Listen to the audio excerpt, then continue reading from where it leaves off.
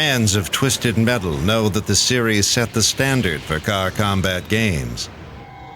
Recently, Sony Computer Entertainment convinced the creator of the series, Dave Jaffe, to design a new, darker, more intense version of the game for the PlayStation 2. The result? Twisted Metal Black.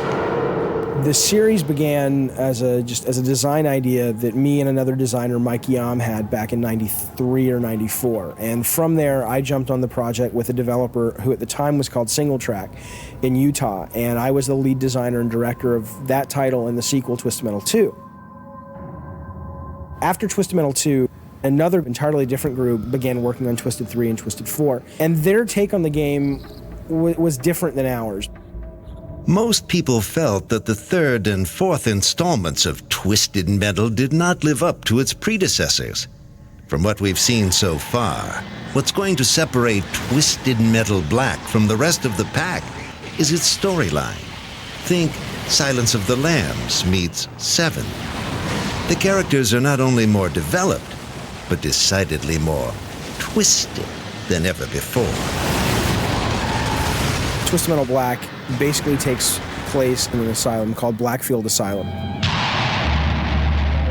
And in that location, you've got 14 characters that are there for various reasons. Some are there because they've murdered other characters, some are there because they're simply psychotic, and others are there for entirely mysterious reasons that you don't really know until you play that character and sort of discover their backstory and their history.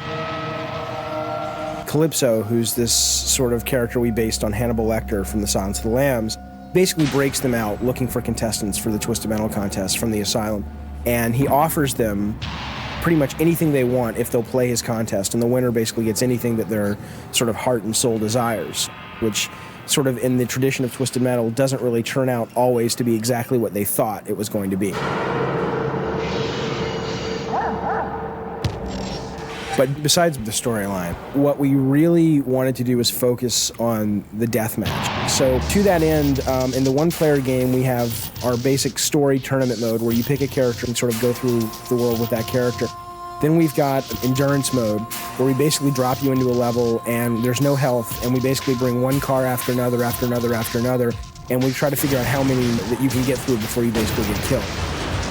And then in the multiplayer mode, we have traditional deathmatch, we have 2 to 4 player deathmatch, then we also have co-op mode where 2 players can go through the story mode together. But they all really are focused more on deathmatch.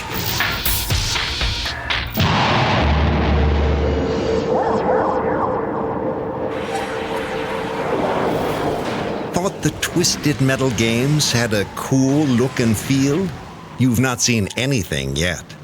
With the technology of PlayStation 2 at their demented disposal, the team was able to create whatever its collective imagination desired. As we started to look at some of the specs on the PlayStation 2, we began to realize that we could actually create a game that fulfilled all of the fantasies we had had back in '93 when we first came up with the idea of a Twisted Metal game. We've got clouds rushing overhead that creates this kind of eerie feel. We've got trash and dead leaves blowing through the streets, firefights on crowded freeways with moving traffic, real-time weather and night and day changing, actually being able to see your characters in their cars, and in some instances have them sort of exit the car and do certain kinds of attacks. We have a lot of memory, a lot of processing, so you'll see a lot more interactivity, a lot more destructibility. I think in one of our levels we're up to, I don't know, close to 1,000 different things you can destroy. Not only are there more things to destroy, but there are a lot more ways to destroy them. In Twisted Metal Black, you will come face to face with a lethal array of new weaponry. In Twisted Black, we've made a real effort to build a significantly deeper weapon system and weapon structure. You can use them, of course, as fire and forget, and they'll have a lot of next generation capabilities. But for the skilled player, there's multiple ways that you can use some of the specials. Like the satellite attack. As you launch the weapon, these missiles shoot up out of your sunroof into the sky, and they start coming down towards the ground. And if you can get the enemy in the reticle when the missiles fall sort of on their own accord, you do significantly more damage, but it's significantly more challenging to do than if you basically launch them and bring them down immediately.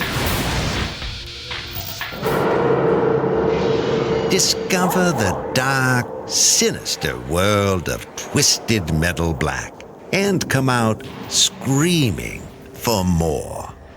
The windows are shaking, pictures are falling off the wall. It just sounds like the battle is going on in your living room. It's just unbelievable. We're excited to release this to the universe.